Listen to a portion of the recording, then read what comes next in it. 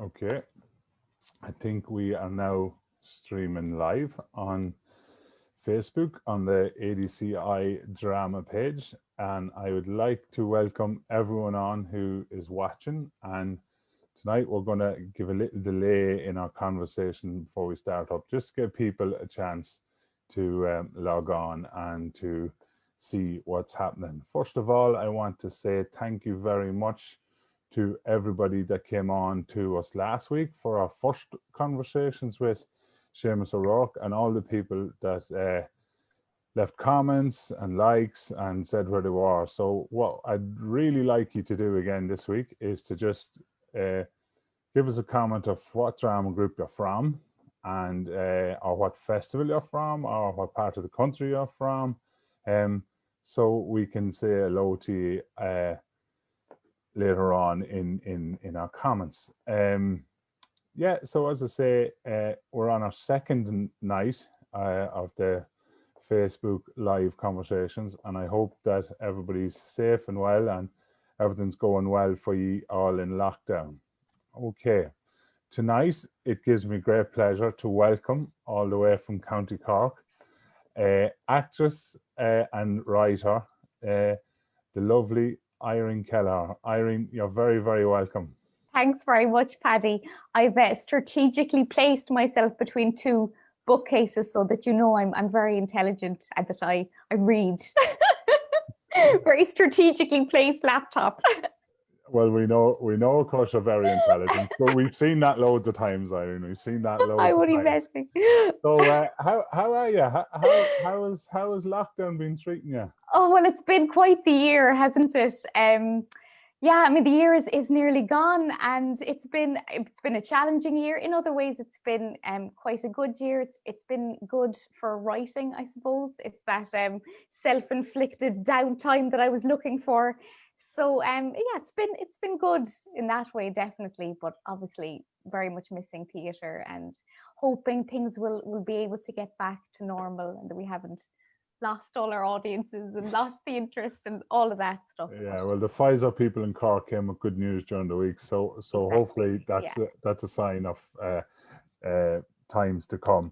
So let's get started on our conversation with yourself, Irene. How did you come to get involved with amateur drama? Well, my first foray with the whole circuit and my first introduction to the festivals was in 2008. I was in my final year in college. I was studying drama and theatre studies, and I was also going to this private drama coach, Mary Curtin. And Mary would know Vanessa Leary-Hyde from Brideview Drama Group very well. And they were doing a production of The Glass Menagerie. And they were looking to cast Laura in it. So there's 4 parts and Laura was the daughter. And Mary asked me, would I be interested, knowing full well I would, because even back then, Tennessee Williams was my favorite playwright, and he still is to this day. So if you asked me to play Laura in The Glass Menagerie at the back of the garden shed for 3 people, I would have jumped at the chance. So I said yes to it, and I didn't grow up around the circuit. I had never seen anything in the festivals, so I didn't have that background. And I was used to, rehearsal play for 4 weeks, put it on for a week or 2 weeks, and that's the end of it. And Mary was kind of explaining to me, look, you'll be traveling around the country. Obviously, I'm living in Cork, so it was a little bit of a trek to Tallow. But I was just mad to do it. And then I went down, I met Jack Ahern, was a director, and Brian and John were in it as well. And we just got on great. But I remember trying to explain to people, like my friends in college, what the circuit was and what the festival entailed. And it's a really hard thing to explain to people who've never experienced it. And I was saying, well, we go down, we start rehearsals in December, and then it's kind of on in March, and that alone was baffling them. And then we go down to this usually community hall, kind of in the middle of nowhere, spend 12 hours putting up a set, do the show. Somebody comes on and critiques it, go on a massive session, and then take down the set and do it all again the next day. So they thought it sounded great, but it was like a whole new world, and that definitely was what was how I got bitten with the circuit bug, and I loved it. So that was my first play with Yeah, Bright. yeah, and then you done another couple of plays with Briveview after that, didn't you? I did, yeah. Yeah. So the next year then, we did a play called Beauty in a Broken Place. I think it was only done about once before, and there might have been a reason why it was only done once before, because there was about 50 or 500 in the cast. I don't even think we all knew each other by the end of it. But, you know, plays with big casts, they are great fun. And okay, it mightn't have set the festival circuit alight, but what I remember from that show was the great fun we had. And sometimes when you're in a play that maybe isn't winning and isn't that, you actually kind of enjoy it more and have more fun on the circuit. And I owe that play to how I met one of my best friends, Aisling O'Leary, who's acting with Ballali now.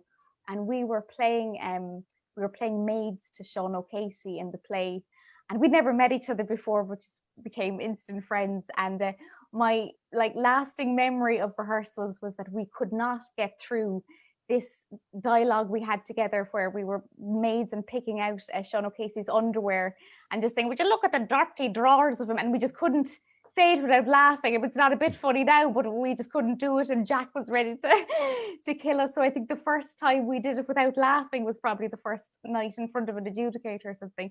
But that's my memory from that play, and I owe that to meeting one of my best friends. And then the following year, so 2010, I did a play called Pied à Terre.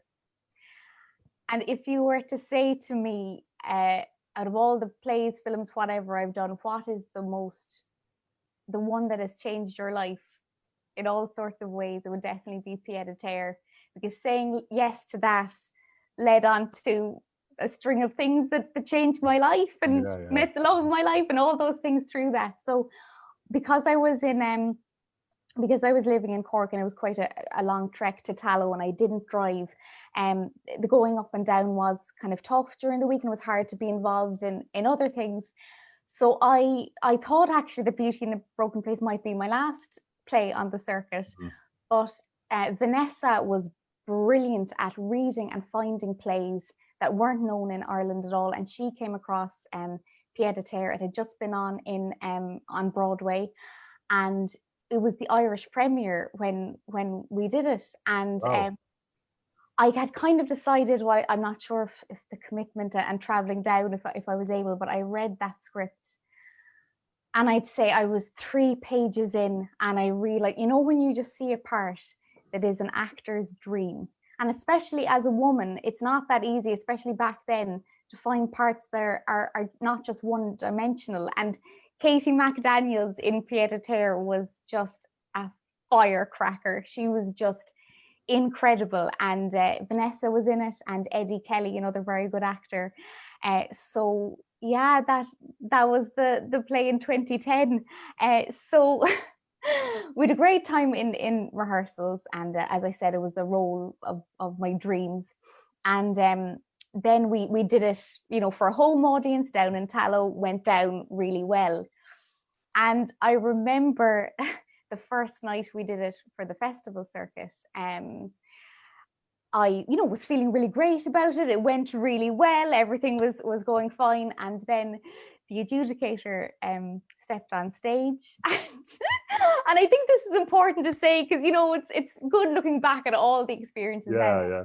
But he stood on stage, and this is my first performance of it, you know, for the circuit. And Paddy, he annihilated me. Like, it was just a real lambasting, really tough. And I remember just standing at the side of the stage thinking, God, this is the end of the world, and God help me, I didn't have much tragedy in my life then, because that was like the worst thing. But I was kind of, you know, at the time, like, inconsolable. But what I remember from that experience, and what I still think to this day, and what was such a great life lesson, was the kindness of Jack Ahern. because I was in the car park afterwards. Poor Jack was trying to get out the set and probably run to the private adjudication, and I was shaking and upset and thinking, oh, I've let everyone down. And I remember he just took my hands and he said, you're going to listen to me now. You did exactly what I wanted you to do. I'm the director, and you have to trust me that if you were doing something wrong, I would have said it. And he said, you need to get this into your head now. You are not going to be everything to everyone. Every adjudicator is not going to like you. Every reviewer is not going to like you. Every audience member is. And when you really realize that, it frees you up, and you can just go and forget all that. And it was just, I just remember that conversation so clearly. And he took my hands and he said, you have to trust me and keep doing what you're doing and stop trying to be everything to everyone. Because when you stop thinking about pleasing other people, and and it was like a lesson in life as well. Yeah, absolutely. It was just amazing. It was tough going on the second performance. Obviously, I was very, very nervous, but I took his advice and I trusted him and I listened to him. And the next 6 adjudicators absolutely loved it, and I didn't change anything. But it's funny because, and this goes from all the time I had on the circuit, that I never remember any of the good things, but I can quote verbatim the bad stuff. Like, what is it with us as humans that we're so, or self-flagellating that we remember that? But anyway, that was the kind of serious side of that story. But obviously, Ep2 had a very successful run on the circuit, and the last place we brought it to was a little village called Rossmore. And all I can say is that there was some poaching going on in the audience that night. Tim was hiding in the bushes, loud mash on him. Yes, Tim and a ginger tall man called Dennis O'Sullivan was also hiding in the audience. And so I think that was the last night of the festival. And I always enjoyed going down to Rossmore because of the West Cork clodagh pudding and sausages. The hospitality. But I couldn't stay that night because I can't remember, my dad had collected me and I needed to go straight away. But apparently, now I don't remember this, but apparently I was leaving through the bar, the Rossmore room, and Dennis was building up courage to kind of say, well done, I thought you were good. And apparently I walked straight across, didn't even break my stride, and just said, thanks. And that was the end. So with me gone, Dennis and Tim Coffey took it upon themselves to go either side of Eddie Kelly and dig for information, give him a lot of drinks. And by the end of it, they found out that I was living, only about 45-minute drive from Rossmore. What was I driving to? How was I going to Tallow? Why was I going 2 hours out? And Tim Coffey kind of said to Dennis, okay, like she's in college, you need to kind of look around the nightclubs in town, see if we can find. The ambush was on, huh? The ambush was on. I mean, I was like not a part of this at all this scheming going on. But how they got me was they involved Mary Deasy, because I would have known Mary. I was friends with her niece. And I won an award at the Rossmore that they needed to get to me. So they said to Mary, okay, you take down the award now and just kind of suss out, like, would she be up for a transfer? And I'd already had the conversation with Jack that I just wasn't able to commit to the commute, and it was obviously a long drive. But Mary came down and she said, look, would you be interested? And obviously I knew how great Kilmeen were, and it was a lot closer, and the West Cork sausages sounded great. So I decided, I said definitely. So that was what led me to. And then to Kilmeen, your first part with Kilmeen then was Betty and Whistle in the Dark. The cup's nearly the size of my head, sorry. It was Whistle in the Dark was the first play, and I had spoken to Tim on the phone, and he said, look, we'd love you to come down for this reading.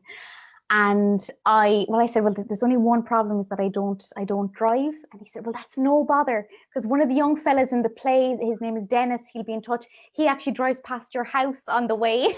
So I thought, oh, fine. So I went down to Rossmore to read the first table reading of A Whistle in the Dark. And I'd read the play a few times and I was kind of ready, or so I thought.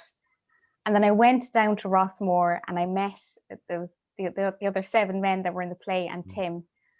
And within 5 minutes of the read, I thought, oh God, I need to up my game here. I thought these they were ready to go on stage, and it was about July the year before, and I just thought, and there was no cups of tea, it was like straight down into to business. But and I'll always remember from that reading Declan Price, because it was my first time meeting the late, great, fantastic Declan Price, and his reading of Dada. I remember thinking, this man they must have, paid him to come down from the Abbey, or he was just... Yeah, he was an extraordinary talent. Yeah. Extraordinary. I was kind of awestruck at the end. I didn't know what to say to him. And so I remember coming home to my mom and dad, and I said, oh, I really need to up my game here now. Like, this is serious stuff. And it was like, it was very intense rehearsals, but in all the plays I've ever done, I've never experienced an ensemble like we had in that play. It was almost as if like we were all just breathing as one and all one unit. And I mean, obviously all the rehearsals we had and the work we put into it, and the passion that Tim Coffey brought to every production. I mean, and it was infectious. I remember seeing that one in at Lone, and you know, when people say there's moments in theatre that the hair stands on the back of your neck and everything around just stops, and that was in Whistle in the Dark. I'll never forget the fight scene. It was really, really, really good stuff.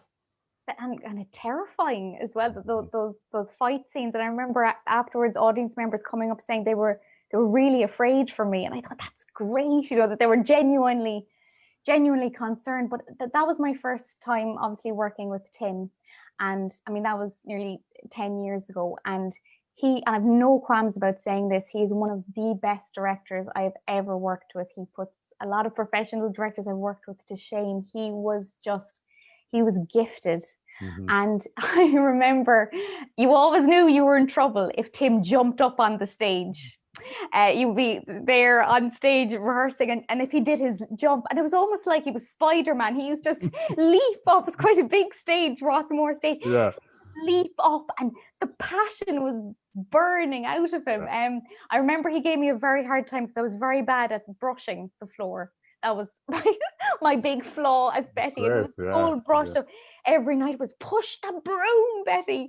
But I learned, I know I was telling you there, but the thing I learned from Jack was a life lesson, and I always keep that with me. And the thing I learned from Tim, one of the many things, but the greatest thing I think is, if I was ever struggling with a piece in the play and didn't know why Betty was saying this or doing this, he'd always say, go back to the text.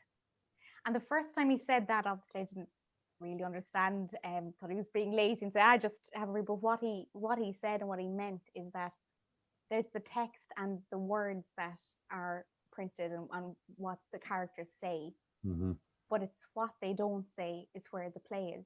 Yeah. And this is like, I did 4 years in college. I trained in the States as well, and we did subtext, but it was never explained to me like that, and I never understood it until then. And I know this sounds really simple now, and it's but that was the moment that it really hit home. And I do that all the time still for every show. I do that even with things I write myself. I go back and say, well, because it's the subtext, it's what's not said. It's the same in life. It's what like the things we don't say. So that was the big the big lesson with Tim there, and we had a great successible run. Absolutely, sure. It was fantastic, winning All Ireland and everything, and then of course then I met. That's how Dennis and I got together during all those car journeys up and down, and we thought we were being fierce subtle, because we said, well, we won't rock. It was in the the coachman's in Roscommon was our first kiss. So that's we were being fierce subtle, and we said, well, we won't rock the boat until after Athlone. We said, we'll have our coming out ball then after Athlone. So we thought we were being very subtle, but anyway, we were late booking the hotel in Athlone. We ended up, we were in the same room, but we said, we'll just say to him, look, there's 2 beds, and it was just what ended up and all this. But then we were in Athlone town. We were, after one of the shows, and we thought we're far away from everyone. This is where we'll have a little sneaky shift, a little sneaky kiss. And who drives past? Only Declan Price. And he rolled down the window, and I'll never really shout out, how are the single beds working out for you? And Dennis just said, not too well. And that was the end of that. So yeah, Whistle in the Dark. And the rest is history. And the rest is history. Yeah. I'll keep it PC from now on, Paddy. Don't worry. PG-13. Sorry. So so well then the guys done the Weir the following year, and then it was into the Playboy. And Disco Pigs. And Disco Pigs in between as well, the one act as well. Which won the one act All Ireland as well. That had to be amazing. That was a great year. Yeah, 2011 definitely went down as one of the best years. And I think Kilmeen hadn't done the one act circuit for a while, but I mean, Disco Pigs was such a great play. And I kind of, my one regret with that play is that I think we could have done it a little bit longer and had a longer life with it, because after we did it in it was Ennis, I think was the final. Yeah, after we did it there, we brought it. There was a fabulous theatre in Cork called the Half Moon Theatre. It was attached to the Cork Opera House, and we did it there for a while, and it was great, and it was selling out. But I got my first professional gig in 2012. The next year, I invited agents to come and see A Whistle in the Dark. When I was in the Opera House, thinking no one would come, but one came and signed me. So I owe that to the start of the professional career as well. But I got my first job then in 2012 in the Belgrade Theatre in Coventry, a play called Stars in the Morning Sky.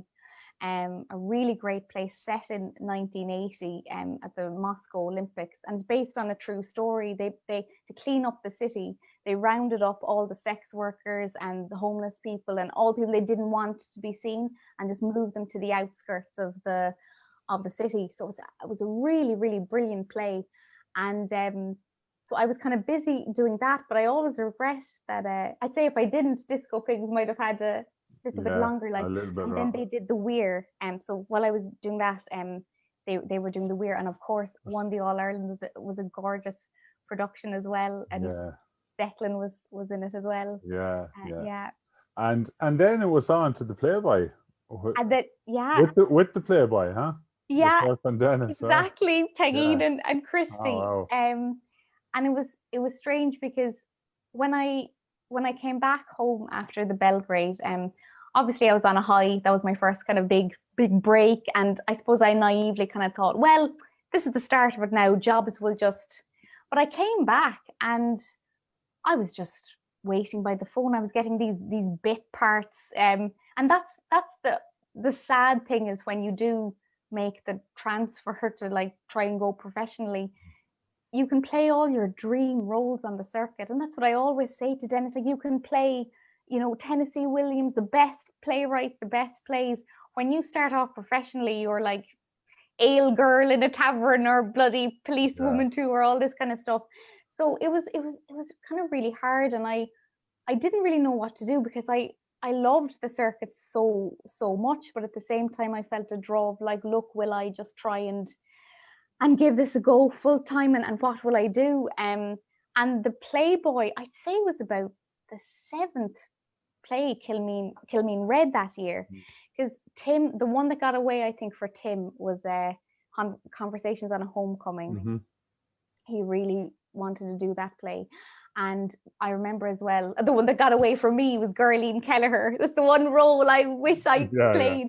And we did a reading of that as well. And I think he read Eden with Nora and Declan. And I think there was a few more. But the thing about Tim and the great things is that he really wanted to do plays, but if he couldn't cast a play properly, he wouldn't do it. And that's a very hard thing to do, because as a director, you obviously really want to put on this play and you might have a real vision for this play, but I think as well, casting is 90%, if not 95%. If you, and it's not even about getting good actors, it's about getting the right actors for the right roles. And they're two very different things. You can have, you know, as amazing as Seamus O'Rourke is, I mean, how would he play Gurleen? Now, I'm sure he'd actually be a brilliant Gurleen, or whoever, like, you know, can I erase that image from my mouth, from my mind, please? Yeah, exactly. But it's that kind of a thing of just, he was really strict with himself on, if he couldn't cast the play, he couldn't do it. And the one that he felt he could cast best was Playboy. Now, he was very kind of slow to say yes to, because obviously it's been done so much, and if you're going to do a play like that, you need to bring something really new to it. And I have to say, and being honest here, like, I struggled with Peggy. Of all the characters I've ever played, she was the toughest, and I wasn't, you know, mad to do it, but Tim was so hard to say no to. And so then he cast himself as Playboy. I was like, oh, for God's sake. So obviously we did it, and we said yes, and it was obviously really successful. But it was a really, really tough year, because of we lost Tim, we lost Declan, and Declan was originally playing Michael James in it as well. And I mean, it was hard enough. I only knew and worked with him for the last 3 years. You had people like Christy and Nora and Donny, who had known Tim and worked with him for years, and they had to go on. It was really like the show must go on and give amazing performances and give it their all. But it was really such a tough year, and it was a year I was really struggling with that part. I just kind of felt like I couldn't find her. I couldn't get her. And maybe it was because she's so iconic and there's this kind of idea of her. But I just thought she was such a sad character, and her sadness was coming out as anger. And it was hard to play that, you know, but when I had the eureka moment, was a bloody year later, when the circuit was over and everything was finished. I'm sure it didn't matter, it was just for myself. We did it in 2014 outdoor in the amphitheatre in Inchydoney. And I think it was probably the stress of the lack of stress of being on the circuit. You know, it was a year after Tim and Declan, and you didn't have that raw sadness. And also, you know, the big thing was that we did it by the sea. And I actually think just being there and I had a eureka moment. I thought, oh, that I have her now. Thanks, Irene. A year bloody late. Like, no. And we took it to the States as well. So we went to New York and Pennsylvania. And great. We did that in October. So it was a really beautiful tribute, I think, to Tim and Declan. And they were so much a part of it still. And Kevin O'Donovan took over directing everything and did an amazing job, because there was no mean task to take on that play. So that was my last. And so then it was on to your own stuff, and then some fantastic writing and acting, and Miss Shakespeare then was your first pen piece that you brought on.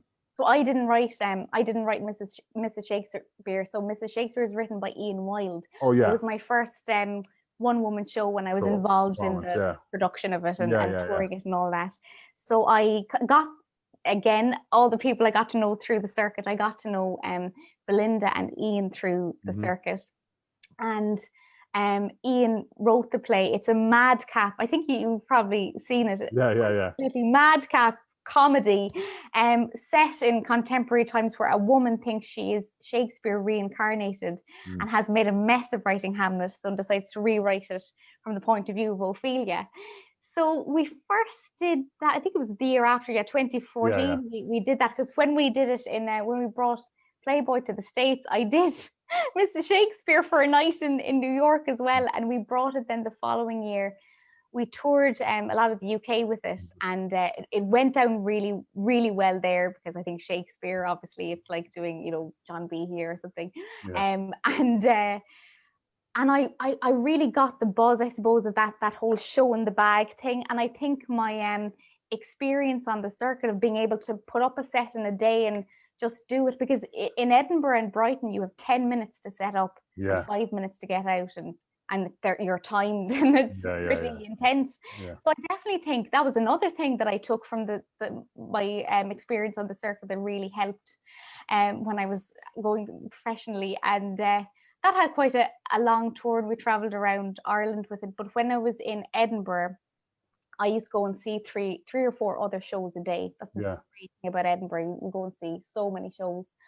And I had never really thought about writing, to be honest. I never thought I would have been a writer, or never. I'd written some short films, and when I did drama theatre studies, I did English with it. So it's kind of Yeah. a love of mine, but something I never ever thought I'd pursue. And it was really when I was in Mrs. Shakespeare in Edinburgh and went to see all these other artists writing their own work and performing one woman, one man shows, I thought I could try that. Yeah. I'll give this a go. I could give this a go. And I really just kind of saw it as a vehicle for performance, for showcasing myself as I'm being honest now, more than like, oh, this is me starting my career as a writer. It was more, I want to do something as a performer that will showcase. Yeah. And the story that really I knew was going to be the first thing I wrote, what was inspired by the Anne Lovett story, because it was just a story that lived with me for so long. I was kind of just obsessed with that story. Yeah. So when I sat down to write, that was what came out. That was and Me. Mary and Me. Yeah. Oh, and it's been done in America. Yeah, it's opening again tomorrow night in the States. So it's having its US premiere. So congratulations. Thanks very much. It was very surreal watching it. I was watching a live streamed performance of it, but it was amazing, and it's great because I can sit back now and just relax when somebody else is doing it. But we premiered that in Brighton in 2017, and went on to do the Edinburgh Fringe with it. And it was really strange because obviously the story, the Anne Lovett story here, everybody knows. Everyone in Ireland knows, and there's kind of this awareness of it, definitely. And also people in Ireland know what a grotto is. So when I was flyering in Brighton, people were like, what's a grotto? And it's like explaining the bloody circuit. If you haven't been in a grotto, like I was there like, well, it's kind of a stone place you go and you pray. And I could see the people backing away thinking, well, I'm not going to see this bloody show. So so it was a very, like performing Mrs. Shakespeare, it was a very different experience performing it in England and in Ireland. Because in Ireland, I think we are a bit terrified of Shakespeare. And in the UK, I suppose, performing Mary and Me, there's quite a lot of comedy in Mary and Me, and I know that sounds probably odd for people just hearing what the story is, but I was very adamant that when Anne Lovett is talked about, she's just talked about as a victim, that poor girl at the grotto. Yeah. And I was very adamant that I wanted her to be a flesh and blood, live 15-year-old teenager with all those things, and very much did not want her to just be a victim. So there was a lot, like the first, I mean, it's 70 minutes long. I would say the first 40 minutes, there's a lot of comedy. Humor in it, yeah. And I love comedy. It's all my first love as well. I'll always go back to it. And I think it's a very Irish thing as well. It's how we deal with really, really difficult things. But in performing it in the UK, the comedy, there was a reverence, I think, to it. So there was no laughs. And it was, it was just a different experience. And it went down great and it did really well, but it was just a different experience. So I did it in the UK first, and then after touring quite a bit, performed it back home in Ireland. And I was really shocked then to hear the laughs because they weren't there for so long. But and it got published after being performed in Yeah, London. wow. So Yeah. somebody from Oberon just happened to be there, and so yeah, that's great. Brilliant. Might never get published again, but sure, look, Really first good. time lucky. So what was happening for you when lockdown struck in March? So so the second play then was Gone Full Havisham, Yeah, and I was still on tour with that. yeah, Like, it seems like I've been doing Gone Full Havisham for about 5 years, and it premiered in the Midsummer Festival last year, yes. last June. I know we were talking earlier about site specific Mhm. work, and it premiered in the penthouse suite of the Clayton Hotel. Mhm, mhm. It was set in the penthouse suite, and it was great that the first time we did it, that's actually where it happened. And again, brought that to Edinburgh, and was doing a tour. I did 3 weeks in Bewley's in January of this year, and it was kind of doing sporadic nights around the country. Yeah, I knew that it's funny now saying this, I knew that I had time off in March. So that's kind of what I led on to what I'm working on now. But I was meant to be on tour with that play from April till October. oh wow. Yeah, Yeah. laughing now. But it it was it was really intense, the rehearsal schedule, and Mhm. also last year as well as that. And it was just that the way things fell and the opportunities came, so I took them.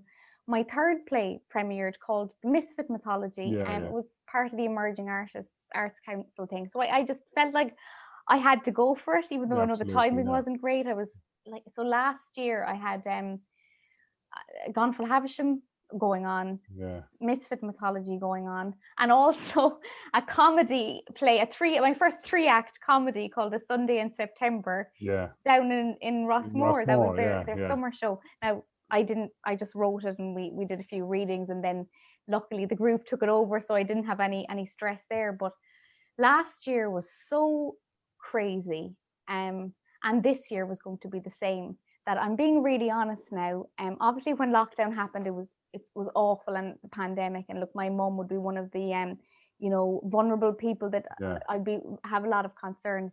But there was a part of me that just felt relief. yeah.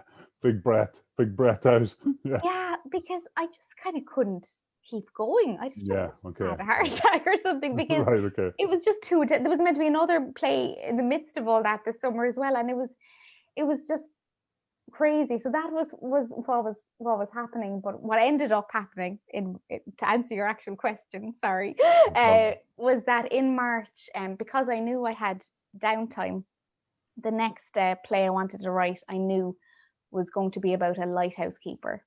I had this idea for a long time. I stayed at my first lighthouse 4 years ago in Clare Island Lighthouse off Yeah, the yeah, yeah. coast of Mayo. And while I was there, the weather was terrible, of course. It was July, Ireland. It was Yeah. desperate. I pulled a book off the bookcase, and I was reading about a former lighthouse keeper that was stationed there. And it was said of him that he prays that a soul doesn't come near him the whole time he's stationed on the rock. And it was just that sentence made me want to know Yeah. who who is this man? What Right. is his Okay. story? Why does he want to be on his own? And I didn't write a word, but it was just kind of brewing in the back of my head. So when I knew I had this downtime in March, I knew I wanted to go back to writing, and I looked into writers' retreats, and then I said, well, look, if I'm setting it in a lighthouse, and I hopefully want to stage it in a lighthouse, why don't I have my writer's residency in a lighthouse? So that's Hmm. what happened. Wow. So the start of lockdown, I was in Gallyhead Lighthouse. Wow. So that's kind of what's keeping me busy. I'm lucky that I do voiceover, and I do kind of audio things as well. So that stuff is obviously still going on. Filming is starting to come back now as well, so there'll be a little bit of that. But it was really the writing. So I wrote the first draft when I was in the lighthouse, and I've had lots of interviews with the former lighthouse keeper there, Oh, wow. and yeah, that's kind of hopefully, fingers crossed, the project for next year, depending on when what the the misery world, lifts. yeah, what the world is like. But Okay, so during lockdown, of course, you premiered the classic lockdown or AGM, right? And for yeah. all the viewers on here, they want to know, how did you get in the window of their group to see what was going on? And for any that's watching us here tonight and that didn't see Lockdown AGM, we're going to put a link to it in the comments, and you can all tell us who these characters are. Well, I thought this was the best thing I've seen in a long time. Very, very funny fan. I was going, where was she? Where was she when the AGM was going on? So that brilliant idea came to you. Can you tell us a wee bit about that? Yeah, well, first of all, it's definitely a homage to the circuit, and I think that everyone who's watched it kind of realizes that. Where it kind of came from was, I was doing writing, and I was glad to have a bit of downtime, but I also missed performing. I missed being with other actors, and I couldn't be with other actors obviously because of restrictions. But I was trying to think of ways around it, and as I was saying to you earlier as well, I'm slightly kind of worried if this digital realization of plays is going to continue beyond when we get the vaccine and things like that, because I think theatre really needs to be live Live and theatre, witnessed and experienced. And I mean, I work in theatre, I love it, but if it's a choice between watching a live streamed play and a great like Netflix film or great, it's hard. It's so hard to compete. How are you meant to compete? So I wasn't into kind of trying to do Gone Full Havisham digitally, not to do good anyway, or anything like that. So I thought, okay, how can we use like Zoom and WhatsApp video messages and make it kind of comic and use it realistically? And I had this idea of a drama group trying to hold their AGM on WhatsApp video call. So it's made to actually be watched on a mobile device. It's shot in portrait mode on purpose to watch on a mobile device. And I suppose where the inspiration came from was that there's a few particular people that I love to bits, but they keep asking me like, you know a lot of plays now. Tell me all the plays. And I'd mention all these plays I've come across, and you just know it's going in one ear and it's going to end up being Big Maggie or whatever. So, and I had, obviously, it features a lot of actors, like Seamus is in it. My friend Aisling was talking about earlier is in it, and her husband Mark is a writer with Ballally, and Donal McSweeney, of course, with Kilmeen, and you'd definitely recognise a couple of faces. So it's about this poor man, Seamus is playing the chairman, trying to put on his play, but all the actors have input of, they have an idea of what would be a better play. It was great. It was great fun to do. Fun, I'd imagine so. And we're gonna put the link in the comments afterwards for anyone that wants to watch it. So what's up next for you, Irene? What's next on the agenda? So hopefully the Lighthouse play, I'm doing a development with Kirkadurka Theatre Company for that, and we're looking at hopefully staging it in a lighthouse, so staging it site specifically, which would be great. And the thing about lighthouses as well is that they're all the same on the inside, even though they look very different. So if you can do it in one, there's potential to tour, and also which might be actually more realistic. There's a lot of lighthouses that aren't automated; they're not in use anymore, that you can stay in, so you can actually put it on in the tower part. So that's one thing, and the other thing is the Misfit Mythology, which premiered last October.